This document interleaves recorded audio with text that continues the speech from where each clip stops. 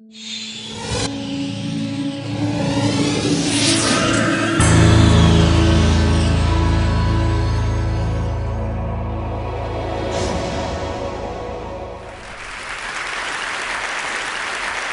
grew up to study the brain because I have a brother who has been diagnosed with a brain disorder, schizophrenia.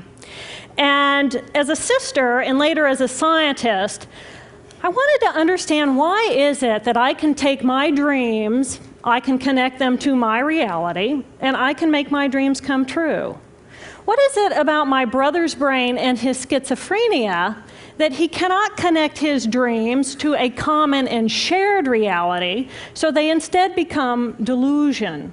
So I dedicated my career to research into the severe mental illnesses, and I moved from my home state of Indiana to Boston, where I was working in the lab of Dr. Francine Bennis in the Harvard Department of Psychiatry.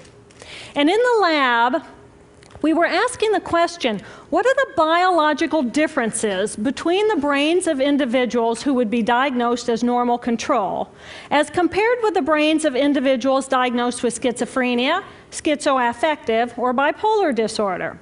So we were essentially mapping the microcircuitry of the brain, which cells are communicating with which cells, with which chemicals, and then in what quantities of those chemicals. So there was a lot of meaning in my life because I was performing this type of research during the day, but then in the evenings and on the weekends, I traveled as an advocate for NAMI, the National Alliance on Mental Illness. But on the morning of December 10, 1996, I woke up to discover that I had a brain disorder of my own. A blood vessel exploded in the left half of my brain. And in the course of 4 hours, I watched my brain completely deteriorate in its ability to process all information. On the morning of the hemorrhage, I could not walk, talk, read, write, or recall any of my life. I essentially became an infant in a woman's body. If you've ever seen a human brain, it's obvious that the two hemispheres are completely separate from one another. And I have brought for you a real human brain. Yes. Thank you. So this is a real human brain. This is the front of the brain, the back of the brain with the spinal cord hanging down. And this is how it would be positioned inside of my head. And when you look at the brain, it's obvious that the two cerebral cortices are completely separate from one another. For those of you who understand computers, our right hemisphere functions like a parallel processor, while our left hemisphere functions like a serial processor. The two hemispheres do communicate with one another through the corpus callosum, which is made up of some 300 million axonal fibers. But other than that, the two hemispheres are completely separate. Because they process information differently, each of our hemispheres think about different things, they care about different things, and dare I say, they have very different personalities. Excuse me. Thank you. It's been a joy. Our right human hemisphere is all about this present moment. It's all about right here, right now. Our right hemisphere, it thinks in pictures, and it learns kinesthetically through the movement of our bodies. Information in the form of energy streams in simultaneously through all of our sensory systems, and then it explodes into this enormous collage of what this present moment looks like, what this present moment smells like and tastes like, what it feels like, and what it sounds like. I am an energy being connected to the energy all around me through the consciousness of my right hemisphere. We are energy beings connected to one another through the consciousness of our right hemispheres as one human family. And right here, right now, we are brothers and sisters on this planet, here to make the world a better place. And in this moment, we are perfect, we are whole, and we are beautiful. my left hemisphere, our left hemisphere, is a very different place. Our left hemisphere thinks linearly and methodically. Our left hemisphere is all about the past, and it's all about the future. Our left hemisphere is designed to take that enormous collage of the present moment and start picking out details, and more details about those details. It then categorizes and organizes all that information, associates it with everything in the past we've ever learned, and projects into the future all of our possibilities. And our left hemisphere thinks in language. It's that ongoing brain chatter that connects me and my internal world to my external world. It's that little voice that says to me, hey, you got to remember to pick up bananas on your way home. I need them in the morning.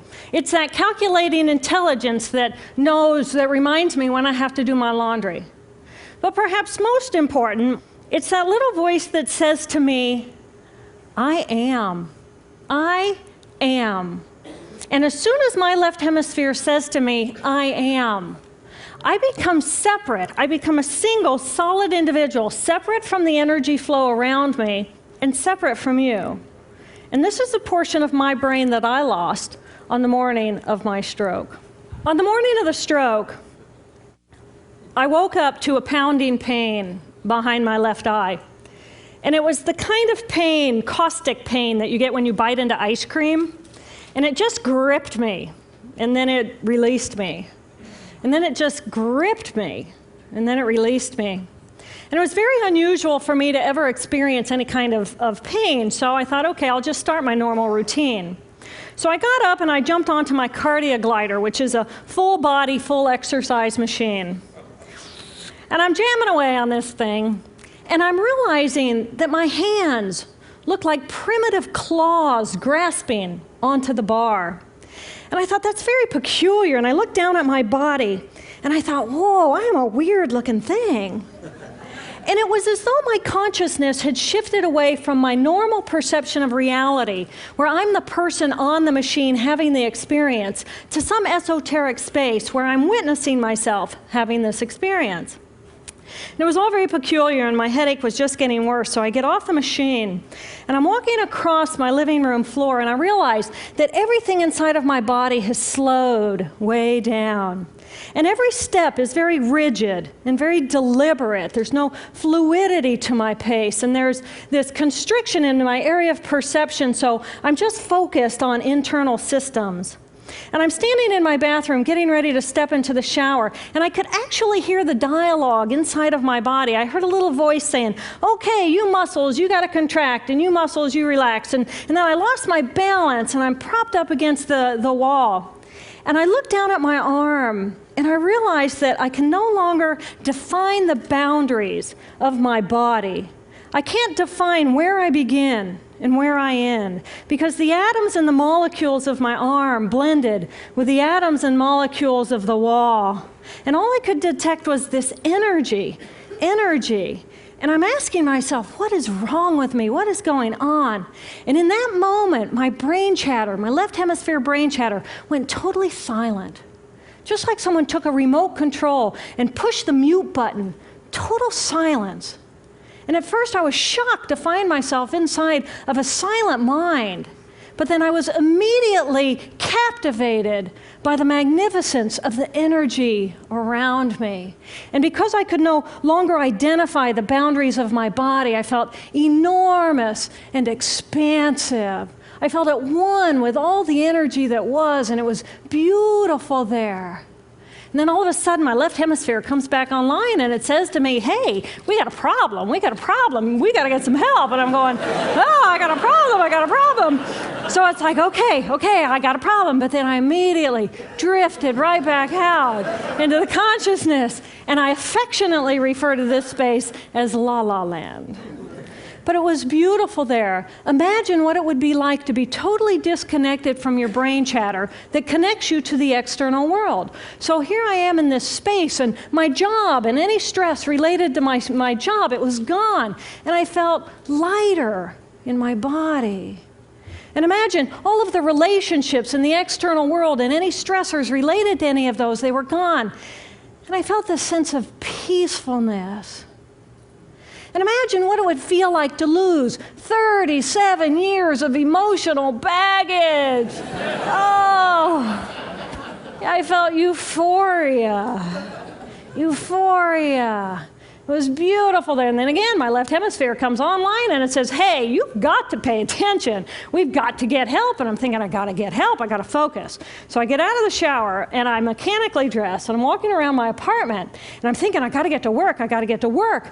Can I drive? Can I drive? And in that moment, my right arm went totally paralyzed by my side.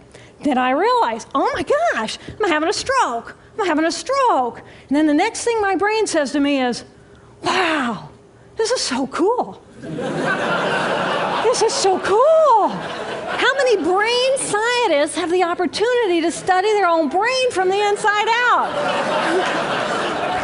And then it crosses my mind, but I'm a very busy woman. I don't have time for a stroke. It's like, okay, I can't stop the stroke from happening, so I'll do this for a week or two, and then I'll get back to my routine. Okay, so I got to call help. I got to call work. I couldn't remember the number at work. So I remembered in my office I had a business card with my number on it. So I go into my business room, and I pull out a 3-inch stack of business cards. And I'm looking at the card on top. And even though I could see clearly in my mind's eye what my business card looked like, I couldn't tell if this was my card or not, because all I could see were pixels. And the pixels of the words blended with the pixels of the background and the pixels of the symbols, and I just couldn't tell. And then I would wait for what I call a wave of clarity. And in that moment, I would be able to reattach to normal reality. And I could tell, that's not the card, that's not the card, that's not the card. It took me 45 minutes to get 1 inch down inside of that stack of cards. In the meantime, for 45 minutes, the hemorrhage is getting bigger in my left hemisphere. I do not understand numbers. I do not understand a telephone, but it's the only plan I have. So I take the foam pad and I put it right here. I take the business card, I put it right here, and I'm matching the shape of the squiggles on the card to the shape of the squiggles on the foam pad. But then I would drift back out into la la land and not remember if when I come back if I'd already dialed those numbers. So I had to wield my paralyzed arm like a stump and cover the numbers as I went along and push them so that as I would come back to normal reality, I'd be able to tell, yes, I've already dialed that number. Eventually, the whole number gets dialed, and I'm listening to the phone, and my colleague picks up the phone, and he says to me, and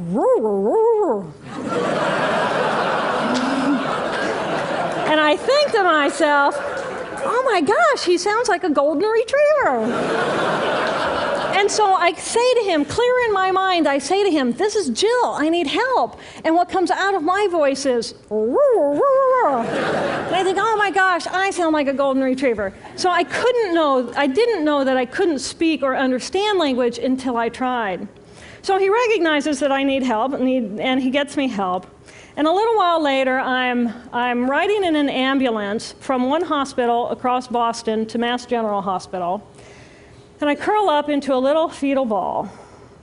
And just like a balloon with the last bit of air just right out of the balloon, I just felt my energy lift and I felt my spirit surrender. And in that moment, I knew that I was no longer the choreographer of my life. And either the doctors rescue my body and give me a second chance at life, or this was perhaps my moment of transition. When I woke later that afternoon, I was shocked to discover that I was still alive. When I felt my spirit surrender, I said goodbye to my life, and my mind was now suspended between two very opposite planes of reality. Stimulation coming in through my sensory systems felt like pure pain. Light burned my brain like wildfire, and sounds were so loud and chaotic that I could not pick a voice out from the background noise, and I just wanted to escape. Because I could not identify the position of my body in space, I felt enormous and expansive, like a genie just liberated from her bottle. And my spirit soared free like a great whale gliding through a sea of silent euphoria. Nirvana. I found nirvana. And I remember thinking there's no way I would ever be able to squeeze the enormousness of myself back inside this tiny little body. But then I realized, but I'm still alive. I'm still alive, and I have found nirvana. And if I have found nirvana and I'm still alive, then everyone who is alive can find nirvana. And I pictured a world filled with beautiful, peaceful, compassionate, loving people who knew that they could come to this space at any time and that they could purposely choose to step to the right of their left hemispheres and find this peace.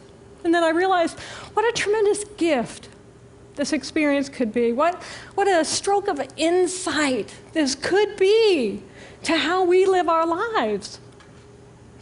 And it motivated me to recover. 2.5 weeks after the hemorrhage, the surgeons went in and they removed a blood clot the size of a golf ball that was pushing on my language centers. Here I am with my mama, who's a true angel in my life. It took me 8 years to completely recover. So, who are we? We are the life force power of the universe with manual dexterity and 2 cognitive minds. And we have the power to choose moment by moment who and how we want to be in the world. Right here, right now, I can step into the consciousness of my right hemisphere where I am the life force power of the universe. I am the life force power of the 50 trillion beautiful molecular geniuses that make up my form, at one with all that is. Or I can choose to step into the consciousness of my left hemisphere, where I become a single individual, a solid, separate from the flow, separate from you. I am Dr. Jill Bolte Taylor, intellectual, neuroanatomist. These are the we inside of me. Which would you choose? Which do you choose? And when?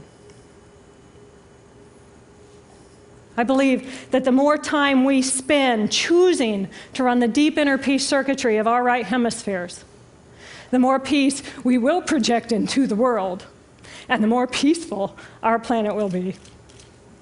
And I thought that was an idea worth spreading. Thank you.